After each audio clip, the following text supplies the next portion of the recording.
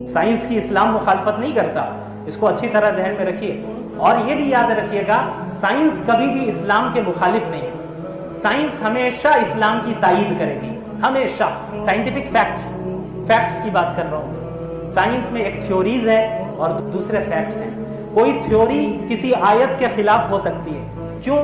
کیونکہ تھیوریز میں تبدیلی آتی رہتی ہے۔ تھیوری کیا ہے؟ ابھی فیکٹ نہیں ہے، وہ ایک ریسرچ پیش کی گئی ہے، ہو سکتا ہے 100 سال کے بعد وہ ریسرچ تبدیل ہو جائے، تو وہ تو امکان ہے اس بات کا کہ وہ کوئی تھیوری قرآن اور حدیث سے ٹکرا دے گی، لیکن وہ تھیوری فیکٹ ہی نہیں ہے۔ لیکن وہ فیکٹس جو سائنٹیفک فیکٹس بن چکے ہیں، جو حقائق ہو گئے ہیں، حقائق بن چکے ہیں، مفروضات نہیں رہے ہیں، محض تھیوریز یا نظریات نہیں رہے ہیں، کوئی بھی ایک آپ سائنٹیفک فیکٹ نہیں دکھا سکتے جو کتاب و سنت سے ٹکراتی ہے۔